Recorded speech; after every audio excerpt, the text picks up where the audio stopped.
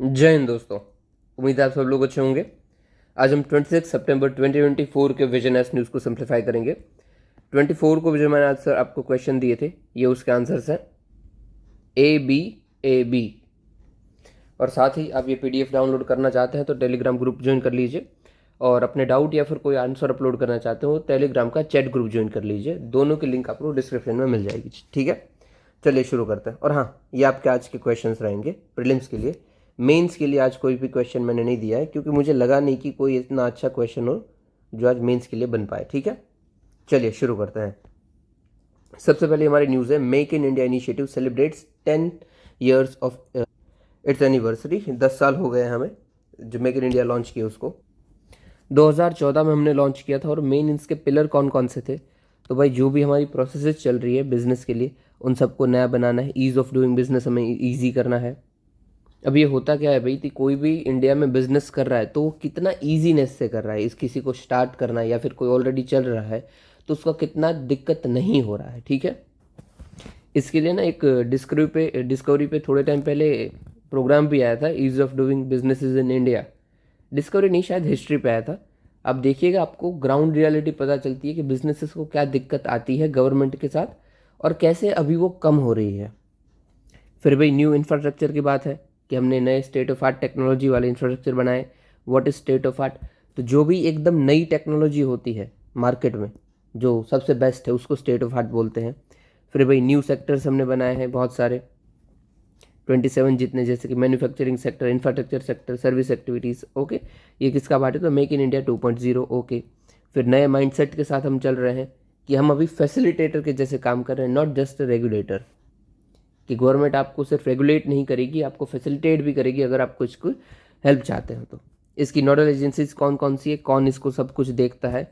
तो DPIIT, department of promotion of industry and internal trade for manufacturing sector, and department of commerce and service sector, और department of commerce for service sector. तो दोनों आपको पता है। ठीक है, for manufacturing DPIIT and for service sector department of commerce. ठीक है, चलिए अभी कौन कौन से भाई ये जो भी हमने इनिशिएटिव लिए हैं मेक इन इंडिया के अंदर, इसका क्या क्या भाई इम्पैक्ट पड़ा है? सबसे पहला तो FDI हमारा बढ़ गया है, अराउंड 120% बढ़ गया। It's very huge. हमारा FDI हो गया है अभी 650 बिलियन के भी ऊपर। अभी देखो, मैं कोई भी नंबर एग्जैक्ट क्यों नहीं बोलता हूँ, क्योंकि आप अगर एग्जाम में लिखोगे या फिर कहीं पे देखोगे ना तो आपको एग्जैक्ट याद नहीं होगा, ये फैक्ट है। इसीलिए हमेशा राउंड फिगर में याद रखिए कि 650 के ऊपर, 700 के ऊपर, तो आपको याद रह जाएगा और ईजी भी रहेगा। ओके, फिर एम्प्लॉयमेंट भाई, एम्प्लॉयमेंट हमारा बढ़ चुका है और अभी हमारे एम्प्लॉयमेंट है 65 मिलियन के आसपास। फिर एक्सपोर्ट्स भी हमारे बढ़ गए हैं, मर्चेंडाइज एक्सपोर्ट हमारे 450 बिलियन के आसपास पहुंच गए हैं।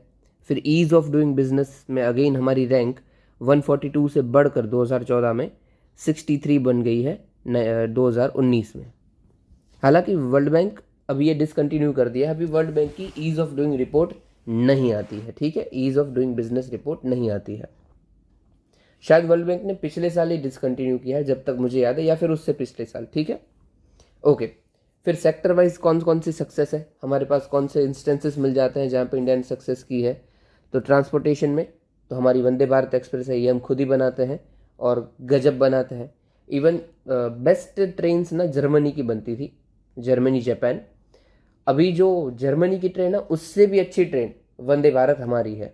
अगर आप जर्मनी जाओगे तो आपको पता चल जाएगा, there is no big difference between our train and them train, उससे अच्छा हमारी है। फिर भाई, डिफेंस मैन्युफैक्चरिंग में हम INS विक्रांत बना दिए हैं, साथ ही साथ ब्रह्मोस हम बना रहे हैं और एक्सपोर्ट भी कर रहे हैं। फिर इलेक्ट्रॉनिक्स में हमारा सैमसंग ने वर्ल्ड्स लार्जेस्ट मोबाइल फैक्ट्री बनाई है नोएडा के अंदर। फिर इवन योटा D1 भी है हमारा, वो आपको डेटा स्टोरेज के लिए है, डेटा बैंक है। ठीक है, नोएडा में ही है योटा D1, ये डेटा स्टोरेज डेटा बैंक है हमारी। ठीक है, चलिए और कौन कौन से हमने भाई इनिशिएटिव लिए हैं मेक इन इंडिया के लिए? की reform taken to facility implementation of make in India.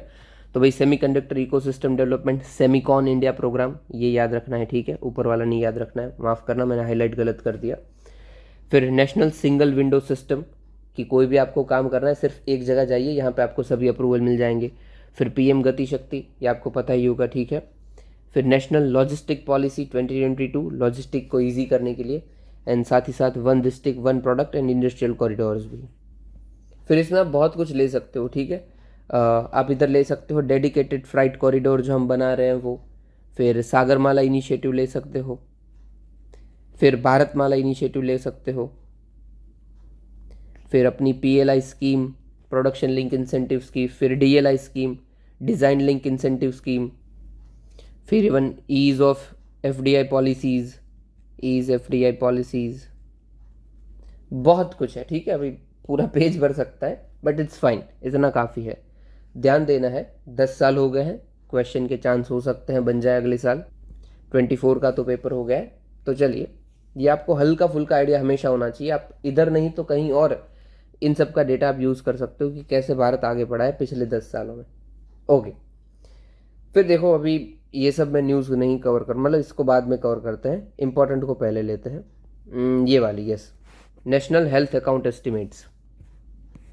अभी देखो ये पुराना डेटा, मतलब पुराना मतलब पिछले 2 साल का है कि 21-22 में कैसा था, बट अभी रिलीज़ हो रहा है इसलिए हम देखते हैं। सबसे पहले किसने रिलीज़ किया है, एनुअली रिलीज़ करता है ministry of health and family welfare. और क्या काम करता है, तो इंडिया के हेल्थ केयर सिस्टम में कैसा फाइनेंस चल रहा है, कैसा पैसे की आन देन हो रही है, वो सब बात चलती है। ओके, और ये किसके बेस्ड पे होती है, तो सिस्टम हेल्थ अकाउंट 2011। ओके, ठीक है, चलिए देख लेते हैं अभी क्या बातचीत रही है, ट्रेंड क्या बदला है। तो भाई गवर्नमेंट हेल्थ एक्सपेंडिचर, जो भी हमारा टोटल हेल्थ एक्सपेंडिचर है इंडिया का, उसका शेयर 29 से बढ़कर 48 हो गया है। मतलब क्या है भाई कि समझ लीजिए कि इंडिया का टोटल एक्सपेंडिचर जितना भी हेल्थ पे खर्चा होता है वो 100 रुपये है, तो वो पहले 29 रुपये सरकार देती थी, अभी 48 रुपये सरकार दे रही है, ठीक है। So it is government health expenditure to total health expenditure. फिर government health expenditure share in GDP कि GDP का कितना परसेंट जा रहा है, तो पहले 1.13 था, अभी 1.84 हो गया है। हालांकि ये अभी भी कम है, बहुत सारी जो अच्छी अच्छी कंट्रीज है ना, वहाँ पे ये अराउंड 2% के तो ऊपर ही है, और 3 क्रॉस करता है, कोई जगह तो 4 भी क्रॉस कर लेता है। तो हमें भी चाहिए भाई कि एटलीस्ट 4 ना करे, ठीक है, 2% के तो ऊपर खर्चा करे ही करे हेल्थ सेक्टर के ऊपर। फिर भाई per capita government health expenditure कितना है, तो इसके आसपास चलता है, 3000 के आसपास चलता है, पहले ये 1000 के आसपास था। फिर out of pocket expenditure health kit के ऊपर 62% था, अब ये 39-40 के आसपास हो गया। ये क्या होता है आउट ऑफ पॉकेट, तो जिस वक्त आप कोई भी हेल्थ की सर्विस ले रहे हो, ठीक है, मुझे कुछ बुखार हो गया, मैं डॉक्टर के पास गया, तभी जो मैं पैसे उसको चुका रहा हूँ डॉक्टर को, कोई भी सर्विस के या फिर कोई भी चीज़ के, दवाई के, वो मेरा होता है आउट ऑफ पॉकेट एक्सपेंडिचर की, मेरी जेब से कितना जा रहा है, मेरी खुद की जेब से। तो वो पहले 62% था, अभी अराउंड 40% हो गया है, ठीक है। आउट ऑफ पॉकेट एक्सपेंडिचर हो सके तो याद रख लो, क्योंकि आप इसको दूसरी जगह पे भी यूज़ कर पाओगे, और ये GDP के भी डेटा को। फिर last social security expenditure in total health expenditure. तो देखो सोशल सिक्योरिटी की बात चल रही है, सिक्योरिटी, तो यहाँ पे हम इंश्योरेंस की बात कर रहे हैं, ठीक है। तो गवर्नमेंट फंडेड जो भी इंश्योरेंस है हेल्थ सेक्टर के, वो पहले 5.7 थे, अभी 8.7 है, ठीक है, दैट्स इट। देखो नीचे डेफिनेशन भी दे रखी है, बता दिया वैसे मैंने आपको ऐसे ही कि आउट ऑफ पॉकेट एक्सपेंडिचर क्या होते हैं, तो इंडिविजुअल ऑन पॉइंट जो भी पैसा चुका रहा है हेल्थ केयर के ऊपर, वो आउट ऑफ पॉकेट एक्सपेंडिचर होते हैं। और ये भाई रिड्यूस होने का मेन कारण क्या है, तो भाई आयुष्मान भारत, प्रधानमंत्री जन आरोग्य योजना, जो हम कार्ड दे रहे हैं आयुष्मान भारत कार्ड, उसके थ्रू 1 लाख करोड़ तक के पैसे हमने बांटे, तो होगा ही होगा डेफिनेटली। अगर गवर्नमेंट दे रही है तो आपके कम ही हो ही जाने वाले हैं, क्योंकि गवर्नमेंट का बढ़ा है। और फिर सोशल सिक्योरिटी एक्सपेंडिचर में गवर्नमेंट फंडेड हेल्थ इंश्योरेंस, फिर भाई मेडिकल रिइम्बर्समेंट, कोई भी गवर्नमेंट एम्प्लॉय हो उसका, फिर social health insurance programme etcetera जो भी चल रहे हैं, ठीक है। प्रधानमंत्री जीवन ज्योति योजना, इधर आप एग्जाम्पल ले सकते हैं, यहाँ पे ले लीजिए एग्जाम्पल, PM, सॉरी यार, जीवन ज्योति योजना। ओके, जो देखो मुझे याद होता है ना मैं लिख ही देता हूँ, याद ना हो तो डेफिनेटली यू कैन नोटिफाई मी कि भाई यहाँ पे ये भी आ सकता है। इवन ना ये जो आयुष्मान भारत योजना है ना, काफ़ी अच्छा है। मेरे एक पहचान वाले, उन्होंने रिसेंटली ना अपना हार्ट सर्जरी करवाई, उसका खर्चा अराउंड 3 लाख रुपए के आसपास आया उनको, और वो पूरा का पूरा खर्चा उन्होंने ये आयुष्मान भारत कार्ड से पे किया। इससे पता चलता है कि एक्चुअली इसका इम्प्लीमेंटेशन हो रहा है। और सिर्फ यही नहीं, एक दूसरा परिवार था, उन्होंने कुछ और उनको बीमारी थी, उनका सॉल्यूशन करवाया, उनको 2 लाख के आसपास 1.5 जितना खर्चा आया था, वो भी प्रधानमंत्री आवास ये आयुष्मान भारत के अंदर करवाया। तो आप सोचिए कितने अच्छे से इम्प्लीमेंटेशन हो रहा है। It's very good. इससे जो बैकवर्ड क्लासेस, इवन बैकवर्ड क्या कोई भी क्लास है, उसका खर्चा कितना बच जाएगा। It's just fantastic. ठीक है, चलिए आगे बढ़ते हैं। ऊपर का तो नहीं, अभी देखो शॉर्ट न्यूज़ में मैं आपको बता देता हूँ, क्योंकि यहाँ पे ना इतनी वो अच्छी बड़ी न्यूज़ है नहीं, तो जो इम्पोर्टेंट है भले ही वो शॉर्ट में है तो उसको हम पहले देखते हैं, बाकी सब नॉर्मल नॉर्मल है ऊपर जो है वो। ओके, ये देख लीजिए, डिफरेंशियल रोटेशन ऑफ सन, हल्का सा काम का इसलिए। तो जैसे अर्थ मून जो भी है वो सब अपनी एक्सिस पे रोटेट करते होते हैं, ठीक है। एक तो सन को रिवॉल्व करते हैं और दूसरा खुद रोटेट करते हैं अपनी एक्सिस पे, ठीक है। जिस पॉइंट पे वो है उसी पे रोटेट करते रहते हैं। वैसे ही सन भी खुद रोटेट करता है, बस उसी की न्यूज़ को यहाँ पे लिया गया है। अभी न्यूज़ में क्या था, तो हमने ये आइडेंटिफाई किया पिछले 100 साल के डेटा को यूज़ करते हुए कि सन जो रोटेट करता है ना, इस रोटेशन में भी कुछ डिफरेंसेस है। क्या डिफरेंसेस है, तो भाई सबसे पहले तो सन की जो रोटेशन स्पीड है वो उसके लैटिट्यूड पे डिपेंड करती है। समझाता हूँ क्या है, इसको पहले हटा देता हूँ मैं, एक सेकंड सिर्फ जूम कर लेते हैं थोड़ा। ये समझ लीजिए सन है, ठीक है। उसके भी लैटिट्यूड होते हैं जैसे अर्थ के होते हैं, इसको बोलते हैं लैटिट्यूड जो आड़े होते हैं, ठीक है। हॉरिजॉन्टल लाइन को हम लैटिट्यूड बोलते हैं। तो सन के जैसे जैसे आप लैटिट्यूड ऊपर जाते जाते हो, वैसे वैसे सन की रोटेशन स्पीड स्लो होती जाती है, ठीक है। उसका मतलब क्या है कि सन की जो रोटेशन स्पीड है वो इक्वेटर पे फास्ट है और पोल्स पे कम है, ठीक है। ये सन का इक्वेटर होगा ना, हमारे जैसे इक्वेटर है, बीच से अगर हम इक्वेटर खींचते हैं वैसे सन का भी इक्वेटर होगा इमेजिनरी। तो बस इसकी जो स्पीड है वो फास्टर होती है, और जो ये पोल्स है, पोल्स की जो स्पीड होती है वो स्लो होती है। ये फास्ट है और ये स्लो है, मतलब घूमता तो है पर डिफरेंट स्पीड से घूमता है। और देखो ये भी हमें क्यों देखने को मिल रहा है, आपको क्या लगता है, सन क्या पूरा का पूरा परफेक्ट गोल है? डेफिनेटली नहीं है, क्योंकि वहाँ पे कोई ऐसी खास ग्रेविटी तो है नहीं ना। उधर क्या चलता है, सिर्फ गैसेस घूम रहे हैं, आग आग लगी हुई है। तो इसीलिए क्या होता है, जो बीच का एरिया वो ज़्यादा जल्दी से घूम रहा है और जो ऊपर का एरिया वो कम जल्दी से घूम रहा है। That's it. तो देखो यहाँ पे वो भी लिखा है कि रोटेशन स्पीड जो है वो इक्वेटर को पूरा रोटेशन करने में 25 दिन जितना लगता है क्योंकि वो फास्ट है, जबकि पोल्स को वो कंप्लीट करने में 35 दिन लगता है क्योंकि वो स्लो है। और सन भी पूरी तरीके से ऐसा है तो है नहीं, क्लियर है, वो एक बॉल ऑफ गैस है, प्लाज्मा है, इसीलिए उसमें कोई रिजिडिटी नहीं है कि वो इसी तरीके से घूमेगा। हो सकता है उसका ये ऊपर का मटेरियल गैसेस हैं वो थोड़े टेढ़े मेढ़े जा रहे हो और नीचे के हों वो थोड़े सीधे जा रहे हो, कुछ भी हो सकता है, ठीक है, क्योंकि गैसेस ही है इन शॉर्ट तो। ओके, और ये भाई किसने पता लगाया, भाई इंपॉर्टेंस क्यों है ये जानने की हमें, तो भाई सोलर साइकिल हमें पता चलती है, फिर मैग्नेटिक स्ट्रॉम अर्थ के ऊपर जो आता है वो पता चलता है। मैग्नेटिक स्ट्रॉम क्या होता है कि भाई अर्थ सॉरी जो सन के गैसेस हैं उनकी जो फ्लेयर्स हैं, जो सोलर फ्लेयर से जो आग निकल रही होती है वो अर्थ पे अगर आ जाती है तो उसको हम मैग्नेटिक स्ट्रॉम बोलते हैं। और मैग्नेटिक क्यों नाम है, क्योंकि अर्थ है, अर्थ की आजू बाजू ना मैग्नेटिक फील्ड होती है। अब इस मैग्नेटिक फील्ड से अगर ये सोलर फ्लेयर यहाँ पे आ रही है तो ये टकराएगी, इसलिए मैग्नेटिक वेव्स के बीच में एकदम तितर बितर हो जाएगा, इसलिए मैग्नेटिक स्ट्रॉम। और इस मैग्नेटिक स्ट्रॉम से हमारे यहाँ पे सिग्नल खराब हो जाते हैं, हमारी सैटेलाइट पे उसकी असर होती है, बहुत कुछ होता है, ठीक है। You got it. तो ये सब जानने में हमें फ़ायदा मिलेगा। और ये किसने ऑब्जर्व किया है, तो Tamil Nadu based Kodaikanal solar observatory ने, ठीक है। और ये भाई इसी जगह पे क्यों है, क्यों ये कोडाईकनाल ही हमने सिलेक्ट किया था, तो भाई ये सबसे पहले तो इक्वेटर के नज़दीक है, साथ ही ये डस्ट फ्री है, और ये हाई एल्टीट्यूड लोकेशन पे भी है, तो इजी पड़ता है देखने के लिए। That's it. आपको ध्यान क्या रखना है, फास्ट है वो इक्वेटर पे और स्लो है वो पोल्स पे। साथ ही ये सॉलिड एकदम नहीं है सारे प्लैनेट की तरह, इसलिए परफेक्ट हर जगह से नहीं घूमता है, उसका हर एक पार्ट अलग अलग तरीके से रोटेशन करता रहता है, ठीक है। That's it. फिर भी देख लो उसके बाजू वाले को, गवर्नमेंट सिक्योरिटीज़, ठीक है, ये भी काफ़ी इंपॉर्टेंट टॉपिक है। सबसे पहले तो गवर्नमेंट सिक्योरिटी होती क्या है, तो समझ लीजिए कि गवर्नमेंट को कोई भी काम करना है, ठीक है, और उसके लिए उसको कुछ पैसे की ज़रूरत है, वॉट एवर इज, कुछ कैसे भी, इन शॉर्ट पैसे की ज़रूरत है। तो गवर्नमेंट क्या करेगी, जैसे कंपनी उठाती है ना पैसा बॉन्ड इशू करके, सेम गवर्नमेंट भी बॉन्ड इशू करेंगे। ये एक कागज़ इशू होगा, यहाँ पे लिखा होगा, समझ लीजिए 100 रुपये का बॉन्ड है तो ये 100 रुपये, और फिर ये पब्लिक में बेचा जाएगा। बड़ी बड़ी बैंक ये सब खरीदेंगे, पब्लिक भी खरीद सकती है, इट्स फाइन। अभी समझ लीजिए कि मैंने ये बॉन्ड खरीद लिया, ये लो 100 रुपये का।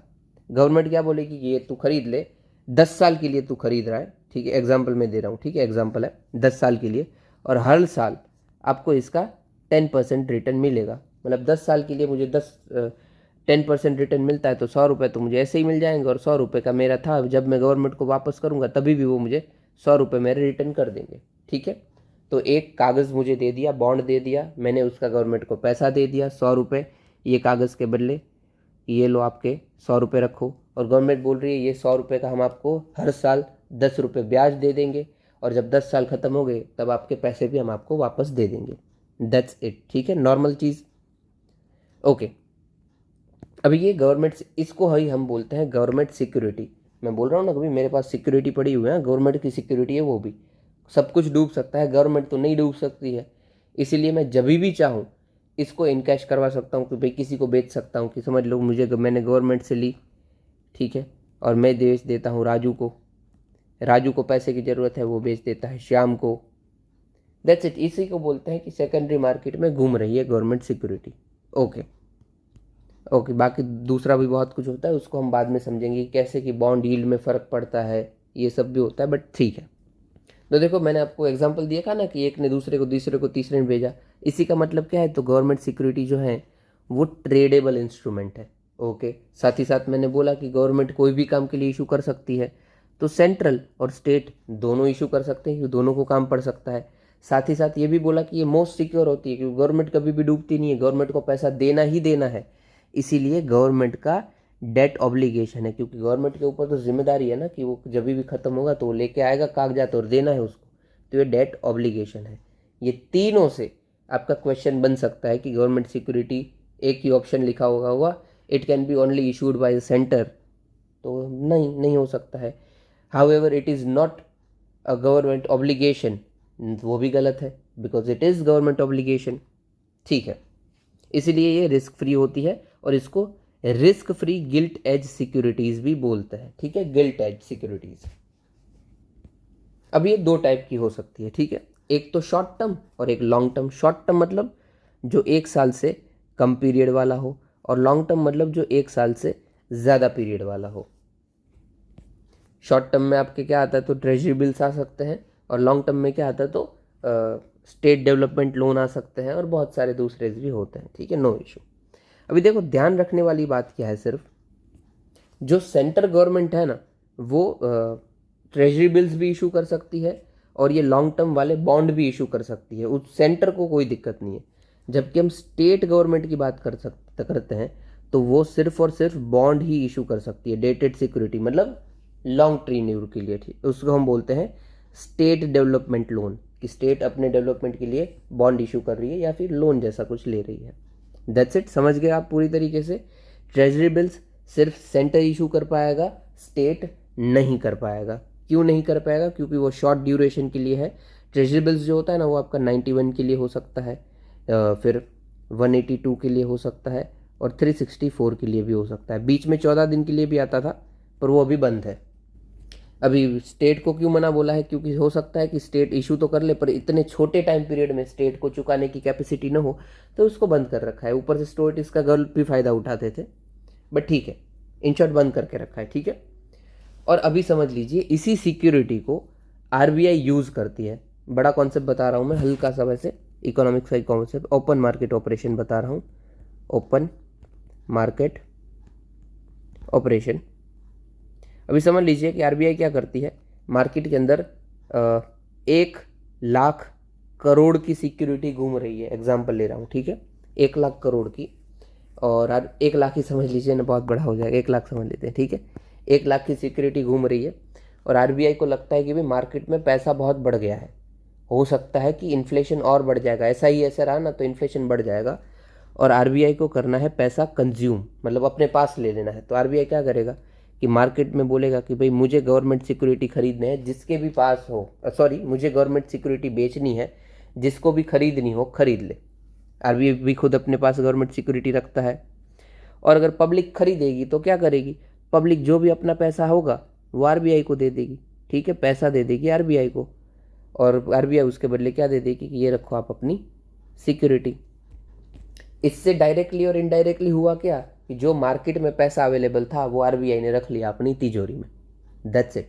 इससे क्या फ़ायदा होगा, तो आपकी लिक्विडिटी कंट्रोल हो जाएगी, लिक्विडिटी आपकी आरबीआई कंट्रोल कर लेगी। ओके।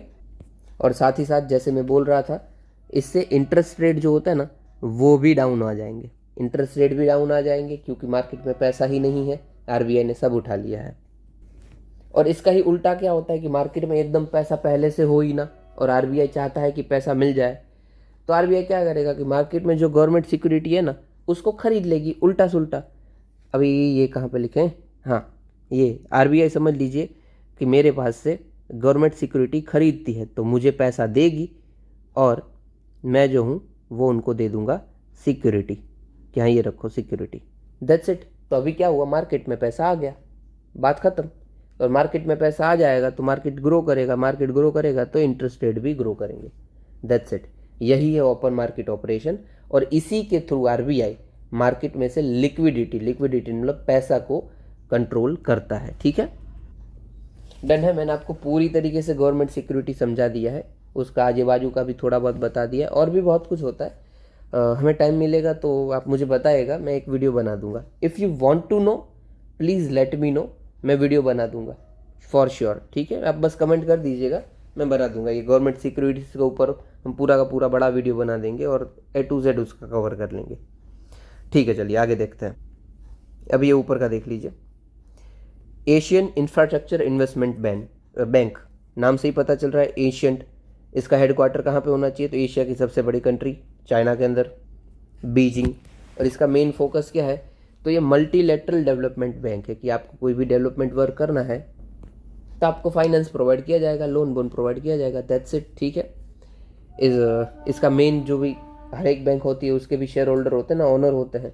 तो इसके शेयर होल्डिंग में सबसे बड़ा शेयर होल्डर जो है वो चाइना है, इसका जो मेन है वो चाइना है 26% जितना। मैंने गलती से वीडियो पॉज कर दिया था, सॉरी। फिर दूसरा भाई इंडिया है 7% जितना, फिर है रशिया 6% जितना। साथ ही साथ ये वोटिंग पावर है, जितने भी परसेंटेज शेयर होल्डर होती है उतने ही परसेंट का आपको वोटिंग पावर मिलता है और वीटो पावर मिलता है। तो यहाँ पे शेयर चाइना का सबसे बड़ा है, तो चाइना के पास सबसे बड़ा voting as well as veto power है।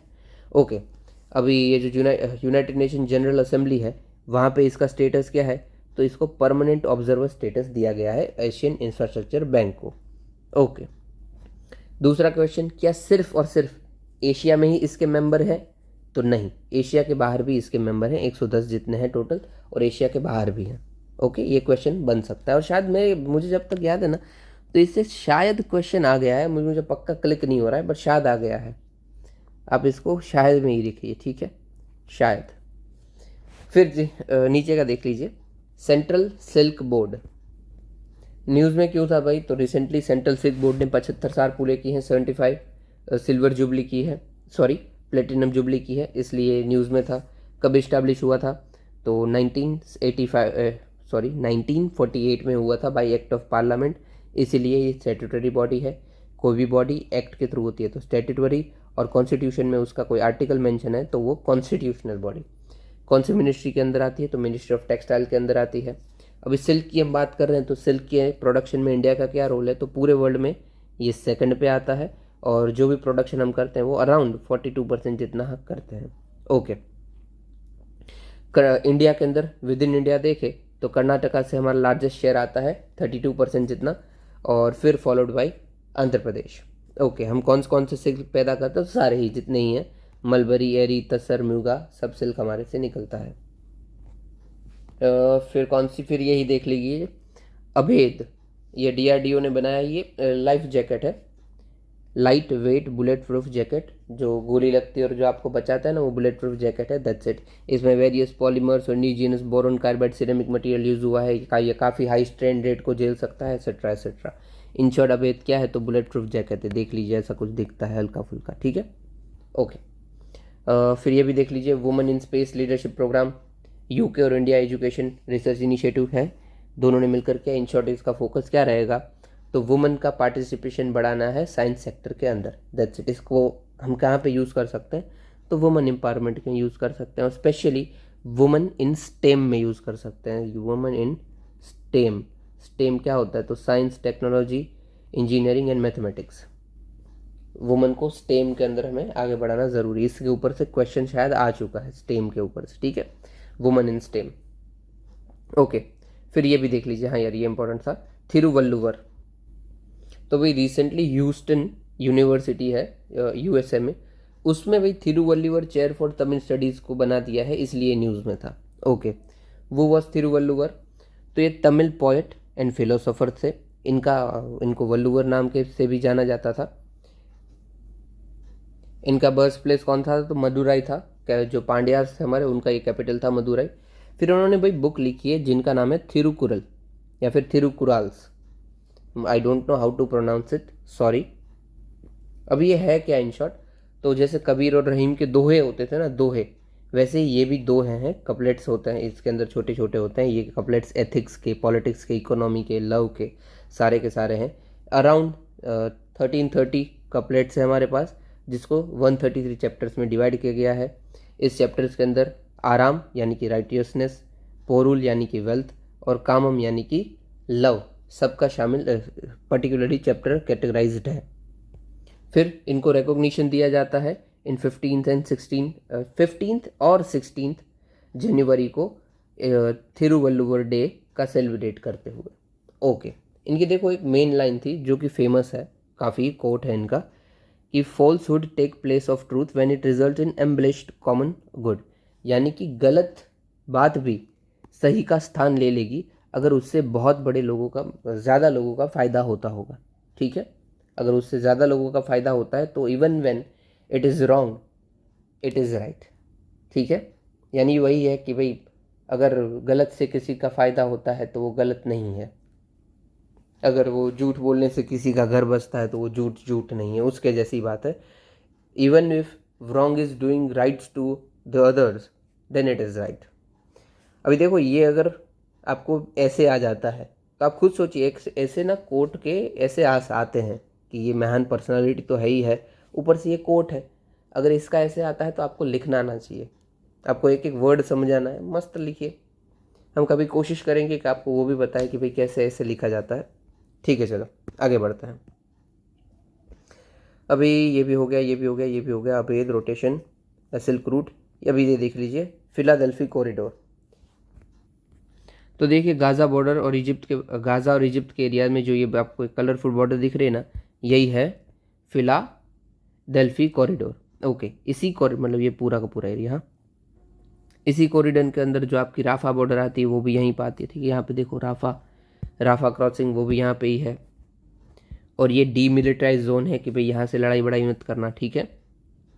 और ये कहाँ से कहाँ तक एक्सटेंड करता है, तो यहाँ पे भाई ऊपर इसके मेडिटेरियन ओशन है, और यहाँ पे ये एंड करता है करीम सलीम क्रॉसिंग के यहाँ पे। ओके, ये रिस्पॉन्सिबिलिटी किसकी है भाई, after Israel withdrawal it was responsible for Egypt and Palestinian authority किस एरिया को संभाले, दैट्स इट। इन शॉर्ट आपको ये नाम ही ध्यान रखना है, ये कहाँ पे है, दैट्स इट। ओके, फिर भाई एशिया पावर इंडेक्स, ये कौन निकालता है, तो लॉरी करके कोई इंस्टीट्यूट निकालता है, और इंडिया ने भाई जापान को सरपास करके 3rd रैंक ला दिया है मोस्ट पावरफुल नेशन में। ओके, मोस्ट पावरफुल में अभी कौन चल रहा है, तो यूएस से मोस्ट पावरफुल है, followed by China and followed by India now. Okay, किस तरीके से हम इसको देखते, तो जाने दीजिए वो सब, इतना गहराई में नहीं ज़रूरत है। इन शॉर्ट जो शेप एंड रिस्पॉन्ड कर सके एक्सटर्नल एनवायरनमेंट को, उस तरीके से हम पावर को अभी दिखते हैं।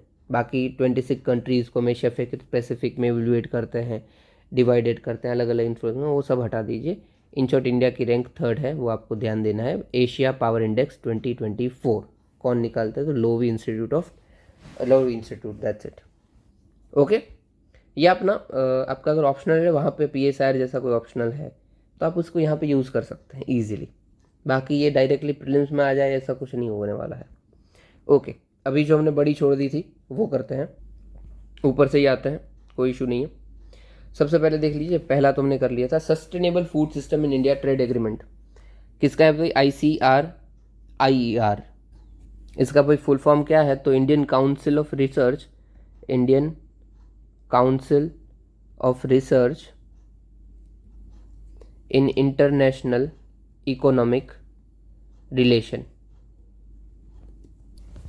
ओके, हटा दीजिए। अब ये किसकी बात कर रहा है भाई? किसके ट्रेड एग्रीमेंट? तो sustainable food system. Sustainable food क्या है? सबसे पहले तो ये कौन सा सिस्टम है? तो ये ऐसी फूड सिक्योरिटी की बात करता है जो economically, socially and environmentally sustainable हो, और साथ ही साथ सबको security, safety and nutrition provide हो जाए। तो economically, socially and environmentally sustainable है और सबको सिक्योरिटी, सेफ्टी, न्यूट्रिशन प्राप्त हो जाता है। It is sustainable food system. ये देख लीजिएगा, ठीक है। सस्टेनेबल फूड सिस्टम, जहाँ पे तीनों ओवरलैप करते हैं, और ये इको सोशियल प्रोग्रेस हमें दिखाता है। ओके, ये देखो, ऐसे जैसे डायग्राम ना आप एथिक्स में यूज़ कर सकते, इवन GS में भी यूज़ कर सकते हो। अगर वहाँ पे सेट है आपका, कोई इस तरीके से क्वेश्चन पूछा गया है तो आप यूज़ कर सकते हैं, नो इशू। ओके, तो ये सस्टेनेबल फूड सिस्टम में इंडिया को क्या क्या इशू आ रहे हैं? सबसे पहले तो भाई हमारी जो एजेंसीज़ है उनके बीच में कोऑर्डिनेशन नहीं है, जैसे कि APEDA, spice board, export councils, इन सब के बीच में कोऑर्डिनेशन की कमी है, ठीक से काम नहीं करते हैं भाई। अपनी अपनी रिस्पॉन्सिबिलिटी वो ठीक से डिवाइडेड ही नहीं है। फिर lack of data and information policies है कि किसको कैसे करना है, उसका असेसमेंट नहीं है, उसका इम्पैक्ट नहीं है। फिर भाई सप्लाई चेन ट्रेसेबिलिटी में दिक्कत आती है कि कौन सा प्रोडक्ट कहाँ से आ रहा है, कहाँ पे वो मेन इंपॉर्टेंट सप्लाई चेन का पार्ट है, अगर यहाँ पे दिक्कत होगी तो हम क्या करेंगे, एक्सेट्रा। जैसे कि एक एग्जांपल दे रखा है किधर से, lack of robust public private partnership on farm for technology transfer, ये हमने नहीं किया है। फिर भाई ट्रेड रिलेटेड इश्यूज़। अब देखो, होता ही है ना कि अक्सर हम आए दिन किसी ना किसी प्रोडक्ट का एक्सपोर्ट बंद कर देते हैं। एग्जांपल ले लेते हैं, तो रशिया यूक्रेन वॉर था तो हमने बहुत ही बढ़ चढ़ के राइस का एक्सपोर्ट किया और गेहूं का एक्सपोर्ट किया, और फिर सडनली हमने बोल दिया कि बस अभी एक्सपोर्ट पे हम बैन लगाते हैं। क्यों? क्योंकि हमारे यहाँ पे जो पड़ा था स्टॉक में वो ख़त्म होने लगा। तो इससे दिक्कत क्या होती है कि को समझ लीजिए कि मैं एक ट्रेडर हूँ और मुझे पता चल रहा है कि उधर ज़्यादा पोटेंशियल है, मैंने 100 किलो, 100,000 किलो माल खरीद लिया, या फिर 1 मिलियन टन माल खरीद लिया हो बहुत ज़्यादा, और फिर गवर्नमेंट बैन कर दे, तो अब मैं इसका क्या करूँगा? तो ये ठीक नहीं चलता है, ठीक है। इससे तो सस्टेनेबल नहीं ही होगा, क्योंकि आप ऑलरेडी एनवायरमेंट को हार्म करके आ रहे हो और इकोनॉमिकली आप कमा भी नहीं रहे हो। सो it is not at all sustainable. Okay, तो की रिकमेंडेशन क्या है, कैसे हम कर सकते हैं? तो कॉम्प्रिहेंसिव विजन लेकर आइए, सब साथ मिलकर बातचीत कीजिए और एक मस्त प्लान बनाइए ताकि वेस्ट भी कम हो और फ़ायदा भी ज़्यादा हो। फिर कोऑर्डिनेशन और अच्छा कीजिए वेरियस मिनिस्ट्री के बीच में भी और वेरियस जो एजेंसी है उनके बीच में भी। फिर फार्म टू फॉक प्रोडक्ट को इम्प्लीमेंट कीजिए। फार्म टू फॉक का मेन इनिशिएटिव क्या है कि हम फार्म से उठाते हैं कोई भी प्रोडक्ट और सीधा उसको कस्टमर तक पहुंचाते हैं। It is farm to fork. इसके जैसा कौन काम करता है? तो ग्रेप नेट मॉनिटरिंग करके है, वो फ्रेश ग्रेप्स को एक्सपोर्ट करता है from India to EU। Okay, फिर भाई रिड्यूस करिए ट्रेड बैरियर्स को, ये सब हमने पता है, जैसे कि टेस्टिंग एंड सर्टिफिकेट। और फिर इम्प्लीमेंट कीजिए good agriculture practices like international year of millets. इससे क्या फ़ायदा होता है पता है? मिलेट्स को प्रमोशन मिलता है और हर एक चीज़ में अब जो अच्छी है ये मिलेट्स हैं वो सस्टेनेबल हैं, एनवायरनमेंट के लिए भी अच्छे हैं, पैसे भी अच्छा देते हैं और सोशल बेनिफिट्स भी है। आपकी हेल्थ अच्छी रहती है, डायबिटीज़ कम होती है, ब्लड शुगर लेवल कंट्रोल होता है, हार्ट अच्छा होता है। तो ये सस्टेनेबल है। ऐसे आप सस्टेनेबल प्रोडक्ट को प्रमोट करेंगे तो डेफिनेटली फ़ायदा होगा। ओके, और हाँ, आप एक काम करिए, भले ही भेजिएगा मत, आप इसी पे क्वेश्चन लिख दीजिए, ठीक है। मैं यहाँ पे आपको नीचे दे ही देता हूँ, यहाँ पे दे देता हूँ, what is sustainable food system, issues with it, सीधा ही दे रहा हूँ जो उधर टर्मिनोलॉजी लिखी है, issues with it and recommendation to improve it और टेकल इट, ठीक है, और टेकल इट। आप ये कर दीजिए, 10 मार्कर आपका रहेगा। 10 मार्कर मतलब 1 पेज और आधा पेज जितना आप लिखोगे, ठीक है। ये 1 पेज और ये आधे पेज जितना आप लिखोगे, दैट्स इट। आधे से थोड़ा आप ज़्यादा लिख सकते हो, पूरे 2 मत भर देना, वर्ड लिमिट एक्सीड हो जाती है। What is sustainable food system and issues and recommendations for it. Okay, ये आपका क्वेश्चन है मेंस का। इतना इंपॉर्टेंट नहीं है बट अच्छा है, आप लिख सकते हो इसको, ऐसा कुछ बुरा नहीं है। ओके, नेक्स्ट क्या है भाई, guidance for best practices for clinical trials. अभी देखो क्लिनिकल ट्रायल क्या होते हैं, तो कोई भी दवाई हम बना, मतलब कोई भी बीमारी आई है तो उसके लिए कोई हमें ड्रग बनाना है, ठीक है, या फिर कोई डिवाइस बनाना है, या फिर कोई वैक्सीन बनानी है, तो इन सबको टेस्ट करना पड़ता है ना, कि कितना अच्छे तरीके से काम करेगा, इवेल्युएट करना पड़ेगा कि इससे क्या सेफ्टी है, क्या एफिकेसी है, सब कुछ देखना पड़ता है। क्योंकि वरना ऐसा ना हो कि आपने जो दवाई बनाई वो दवाई से बीमारी तो ठीक हो जाती है पर आपका पैर का जो पुर्जा है वो खत्म, पैर का कोई भी उंगली बुंगली है वो आपका ख़त्म हो जाता है, वो आपका बंद हो जाता है, या फिर आपको ब्लड क्लॉटिंग हो जाती है। जैसे ब्लड क्लॉटिंग वाला कहाँ पे हमने देखा था भाई, तो आप अगर कोविड के दौरान कोविशील्ड लेते हो तो आपको ब्लड क्लॉटिंग हो जाती है। तो ऐसा सब ना हो, इसीलिए क्लिनिकल ट्रायल्स बहुत ज़रूरी है। हालांकि उसमें भी कुछ लोचा हो जाता है कई बार, बिकॉज नो ड्रग और no vaccines are without side effect, होंगे ही होंगे। ओके चलिए, तो चैलेंजेस क्या क्या है जो क्लिनिकल ट्रायल्स में हमें मिलते हैं, ये उसकी डेफिनेशन थी, यही मैंने आपको हिंदी में बता दिया इजी में। भाई वेस्ट बनता है, आप समझ लीजिए क्लिनिकल ट्रायल हो, कितने सारे प्रोडक्ट को हम यूज़ करेंगे, कितना सारा बनाएंगे, और ऊपर से फेल हो या पास हो कुछ भी हो, ये तो जाएगा ही जाएगा। जो प्लास्टिक जा रहा है, जो आप केमिकल्स यूज़ कर रहे हैं, और वो वेस्ट हो जाता है, उसको आप कैसे टैकल करोगे। फिर फंडिंग ठीक से प्रोवाइड नहीं होती है, साथ ही साथ कि कैसे उसका इंफ्रास्ट्रक्चर जो है ट्रायल करने का वो भी ठीक से नहीं बना हुआ है, जो कि हमने फेस किया ड्यूरिंग कोविड-19। फिर भाई ग्लोबल डिवाइड है, जो नॉर्थ वाली है उनकी बीमारी या फिर उनके वैक्सीन्स काफ़ी अच्छी आ जाती है और काफ़ी जल्दी आ जाती है, बल्कि जो ग्लोबल साउथ है उनकी वैक्सीन भी लेट आती है और हमेशा क्वालिटी में भी इशू रहता है, क्योंकि जो नॉर्थ है वो ज़्यादा पैसे वाला है और साउथ है वो ज़्यादा गरीब है। दैट्स इट, ठीक है। तो लेक ऑफ डाइवर्सिटी भी देखने को मिलती है, कोई एक कोहेरेंट स्टैंडर्ड भी नहीं है, और एक दूसरे में मिसट्रस्ट भी देखने को मिलता है। मैं जैसे बोलता कि साउथ की क्वालिटी को हम हमेशा संदेह से देखते हैं, ग्लोबल साउथ को ये ठीक से किया होगा कि नहीं। साउथ मतलब इंडिया के साउथ की बात नहीं चल रही है, ठीक है, ग्लोबल साउथ की बात चल रही है। ओके, तो हाइलाइट्स क्या क्या बोली है गाइडलाइंस में, तो भाई regional as well as global research की प्रायोरिटी आप रिकॉग्नाइज करो कि इस तरीके से काम होगा, इस तरीके से फंडिंग जाएगी, कोई प्रोग्राम बनाइए।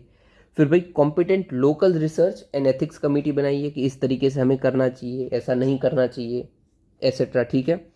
इसमें जो भी मेंबरशिप होगी वो इंडिपेंडेंट ऑपरेशन भी कर सकती है और ऑटोनॉमी भी डिसीजन भी ले सकती है, ये मल्टी डिसिप्लिनरी तरीके से काम करेगा। फिर इंकरेज कीजिए ऑटोमेटेड एंड डिजिटल प्रोसेसेस को, ताकि आपके जो ट्रायल हैं वो फास्ट हो जाए, एफिशिएंसीज भी आए, साथ ही साथ ट्रांसपेरेंसी भी आए। फिर डाइवर्सिटी को ट्रायल कीजिए कोहॉर्ट में, तो आप कोई भी प्रोडक्ट ट्रायल करते हो तो उसमें हर एक सेक्शन के लोगों को देख लीजिए। जैसे कि प्रेग्नेंट वुमन और लैक्टिक वुमन, हो सकता है कि उनकी जो नीड है हेल्थ केयर की वो अलग हो, आप नॉर्मल पर्सन पे कर ली वो चल गया, पर इन लोगों पे हो सकता है ना चले, ठीक है।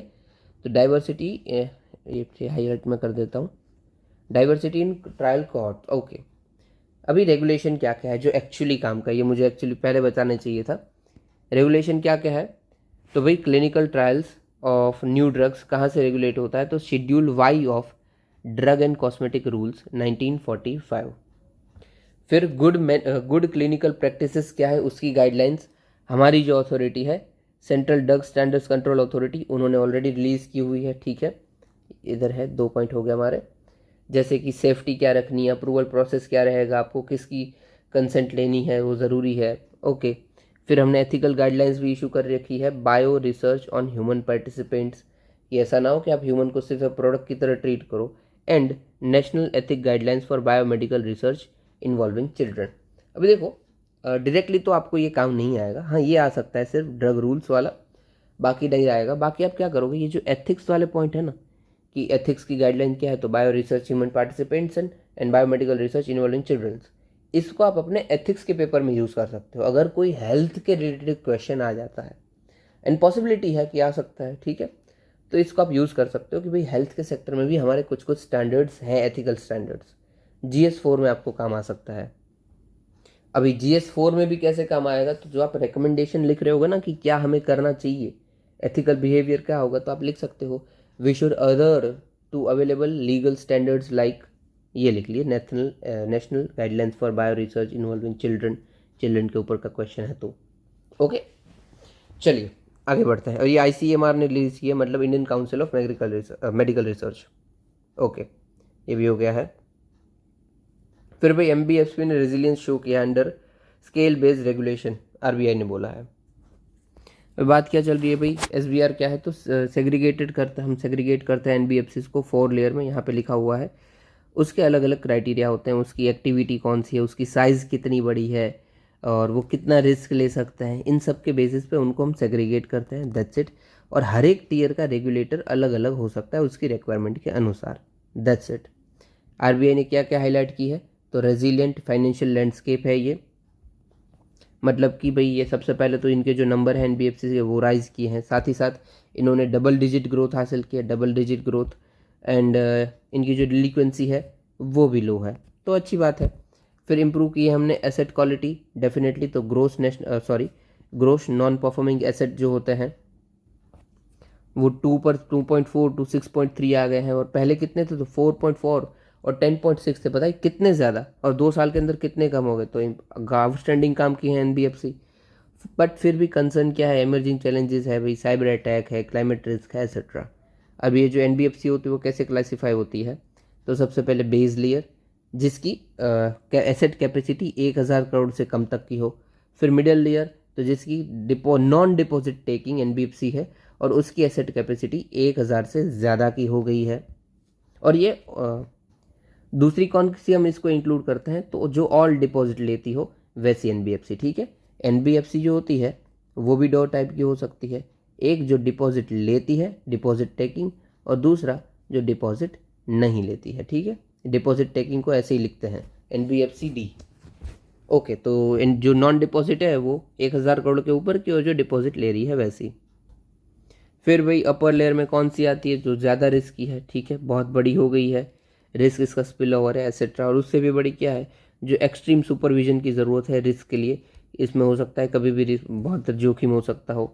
और ये पुश टू टॉप है, there will be enhance more incentive supervisory and engagement in this MBSP, क्योंकि बहुत रिस्की है। ओके, ठीक है, आपको इन शॉर्ट क्या ध्यान रखना है तो एनबीएफसी ने अच्छा काम किया है, ग्रो किए हैं, डबल डिजिट ग्रोथ की है, डिलीक्वेंसी उनकी कम है, एनपीए भी उनके कम हो गए हैं, दैट्स इट। फिर कौन सी न्यूज़ रही है, ऊपर तो कोई नहीं है, ये भी हो गई, ये भी हो गई, ये भी हो गई, ये लास्ट वाली न्यूज़ है। वीडियो थोड़ा सा बड़ा हो गया, माफ़ करना, पर यार न्यूज़ कवर करनी ज़रूरत थी, शॉर्ट न्यूज़ इंपॉर्टेंट थी, ये तो चलिए अभी भी ठीक है। न्यूज़ क्या है तो वर्ल्ड को सस्टेनेबल कूलिंग नीड की ज़रूरत है। क्यों? क्योंकि देखो कायदे, ये रिपोर्ट सबसे पहले तो किसने दिया है तो इंटरनेशनल फाइनेंस कॉर्पोरेशन और यूनिपी लेड कूल कॉलिजन ने दिया है। अभी देखो सस्टेनेबल कूलिंग क्या होती है तो ऐसी कूलिंग जिसके अंदर हम विदाउट एनवायरनमेंट को कोई हार्म पहुंचा है कूलिंग हासिल कर रहे हैं, ठीक है। So use of climate friendly refrigerant for cooling without causing any harm और damage including climate impact. Okay, अभी देखो कायदे से होता क्या है कि हमें गर्मी लग रही है, हमने एसी चालू किया, एसी से वही GHG global house green house gases release हुई, और ग्रीन हाउस गैसेस फिर से क्या करेगी, गर्मी को और बढ़ाएगी, और गर्मी बढ़ेगी तो हम और एसी का यूज़ करेंगे। तो ये तो विशियस साइकिल हो गई ना, कि बंदा जितना यूज़ करेगा उतना गर्मी बढ़ेगी, और जितना गर्मी बढ़ेगी उतना ज़्यादा यूज़ करेगा। सो इट इज़ विशियस साइकिल, हमें कुछ ऐसा सोचना ही पड़ेगा जिससे गर्मी तो कम हो ही हो, साथ ही साथ एनवायरनमेंट को भी डैमेज ना हो। और दूसरा हम क्या बोलें कि अभी के लिए 66% जितना डेवलपिंग कंट्री से एमिशन आता है, जो कि बढ़ जाएगा 2050 तक 80% जितना हो जाएगा। ये एमिशन कूलिंग की बात चल रही है, ठीक है, कूलिंग सेक्टर से कितना एमिशन आ रहा है वो। फिर भाई हायर मार्केट पोटेंशियल है, डेफिनेटली कूलिंग मार्केट बढ़ती ही जा रही है लगातार। इवन लास्ट ईयर भी जो कूल कॉलिजन की रिपोर्ट आई थी सेम ही बात बोल रही थी, ठीक है। और अपॉर्चुनिटी भी है कि आपने ठीक से किया तो 8 ट्रिलियन जितनी अपॉर्चुनिटी है फॉर डेवलपिंग कंट्रीज़। ओके, फिर साथ ही साथ रिड्यूस क्लाइमेट चेंज, डेफिनेटली ये तो ज़रूरत है ही है हमें। आप हम 5 लाख डेथ एन्यूअली होती है ड्यू टू ग्लोबल वार्मिंग, और हम इसको कवर कर लें तो आप सोचिए कितना अच्छा काम करेंगे। और एट लास्ट हमें सस्टेनेबल डेवलपमेंट गोल जैसे कि SDG 13 मीट करने में भी हेल्प मिलेगी, क्लाइमेट एक्शंस, बाकी बहुत सारे इधर आप लिख सकते हो, इट्स फाइन। चैलेंजेस क्या क्या है भाई, डिमांड साइड आप खुद ही सोचिए कि कौन इसको लेना चाहेगा सस्टेनेबल, आप चाहोगे जल्दी से भाई ऐसी बटन ऑन किया और बात हो खत्म हो गई। सप्लाई साइड फंडिंग भी कमी है, छोटी छोटी कंपनी आइडियाज़ लेके तो आती है पर उसको फंडिंग कैसे मिलेगी लार्ज ग्रो होने के लिए, सप्लाई चेन इश्यूज भी है। और ये ट्रेडिशनल जो चीज़ें होती है फाइनेंशियल सेक्टर की या फिर एसेट क्लास की, वो इतना कंसिडर हो नहीं रही है। इवन मैं ही आपको बताता हूँ, मैंने अगेन हिस्ट्री में ही देखा था। ये कूलिंग सिस्टम एक लोग बनाए थे, जो घड़े ऐसे बहुत सारे, देखो ऐसे होता है, घड़े घड़े घड़े, जो मटका अपना होता है ना, पोट, ये पोट ऐसे पूरी की पूरी दीवार बना देते हैं, इट पोट के अंदर ये पानी भर देते हैं पूरे में, और फिर यही पानी लगातार ऐसे सर्कुलेट होता है, नीचे इसके कोई प्लेटफॉर्म होता है, और ये वही पानी लगातार सर्कुलेट होता रहता है, और इसको इस जगह पे सेट किया जाता है जहाँ से आपके एरिया में, फैक्ट्री में हवा आने वाली हो। और ये आप यकीन मानिए, जो अपना टेम्परेचर होता है ना, उसको 23-20 तक पहुँचा देता है। तो ये ठंडी ही हो गई इंडिया के लिए। तो अब कितना कूलिंग चाहिए इसका, कोई लोग तो एसी भी 28-27 पे रखते हैं। तो ये आउटस्टैंडिंग इन्वेस्टमेंट आइडिया है, बट इतना अच्छा चलता नहीं है, क्योंकि आपको ये जगह चाहिए इसको रखने के लिए, ऊपर से इसको बनाने के लिए भी पैसा चाहिए। तो ज़्यादातर लोग ऊपर से क्या है, वेस्टर्नाइजेशन के चक्कर में इन सब चीज़ों को अवॉइड ही करते हैं कि भाई ऐसे तो गरीबों की चीज़ है, अवॉइड करो। But it is not right thing. इसी के चलते हम आगे पृथ्वी को सस्टेन कर पाएंगे, वरना तो ख़त्म होली बात। ओके चलिए, रिकमेंडेशन क्या है भाई, रेगुलेशन एंड सेफगार्ड, जैसे कि मिनिमम एनर्जी स्टैंडर्ड्स आप रख दीजिए, एफिशिएंसी को बढ़ाइए, सस्टेनेबल स्टैंडर्ड्स को लेके आइए, फाइनेंस कीजिए आप रिटेल फाइनेंस हाउस होल्ड को, और नीड बेस्ड फाइनेंस कीजिए, जिसको ज़्यादा ज़रूरत हो उसको ज़्यादा दिए, जिसको कम है उसको कम दिए, ठीक है। एक्सपांड पब्लिक फंडिंग, ताकि वो और आइडियाज़ लेके आ जाए, जैसे मैंने आपको ये मटके वाला बता दिया। और फिर ट्रैक कीजिए कूलिंग फाइनेंस को कि कैसा काम चल रहा है और मार्केट कैसे ग्रो हो रहा है, उसके मुताबिक दीजिए। इंडिया ने क्या क्या इनिशिएटिव ले रखे हैं, तो भाई इंडिया का कूलिंग एक्शन प्लान 2019 है, फिर एनर्जी कंजर्वेशन बिल्डिंग कोड है by B, bureau of energy efficiency, and last super efficient air condition program है under energy efficiency service limited. Okay, याद क्या रखना है, ये दो आप याद रख लिए बस, energy conservation building code and India cooling action plan. ये आपको दूसरे में काम आएगा, यहाँ पे डायरेक्टली आया ना आए, बाकी दूसरे बहुत सारे क्वेश्चन में आएंगे, ये सारे के सारे पॉइंट काम आएंगे। हाँ, ये विशियस साइकिल वाला आप याद रख लीजिए, मस्त पॉइंट है। फिर ये रिड्यूस क्लाइमेट चेंज वाला याद रख लीजिए कि भाई हर साल 5 लाख जितने डेथ हो जाते हैं एन्यूअली। दैट्स इट, ये दोनों पॉइंट ज़्यादा इंपॉर्टेंट है इनिशिएटिव में, इंडियन एक्शन प्लान और conservation building code. That's it. Okay, that's it for this video. ये आपके आज के क्वेश्चन है, आप देख लीजिएगा। और टेलीग्राम चैनल का लिंक भी दे रखा है, चैट ग्रुप का भी लिंक दे रखा है, आपको कोई डाउट हो तो चैट ग्रुप में पूछ सकते हैं, अपना आंसर भी चैट ग्रुप में भेज सकते हैं। ये रहा आपका क्वेश्चन, ठीक है। That's it for this video. अगर आपको अच्छा लगा हो तो लाइक शेयर कमेंट सब्सक्राइब ज़रूर कीजिएगा, ताकि मेरी रीच बढ़ जाए, मुझे भी थोड़ा मोटिवेशन मिले बनाने के लिए। और आपको तो अच्छा लग रहा है, दूसरे भी देखें, उनका फ़ायदा ही है। और कुछ गाइडेंस हो तो मुझे बता दीजिएगा कि क्या ज़रूरत है, कोई वीडियो बनाना हो तो भी बता दीजिएगा। ओके देन, इतना सुनने के लिए आपका शुक्रिया। जय हिंद।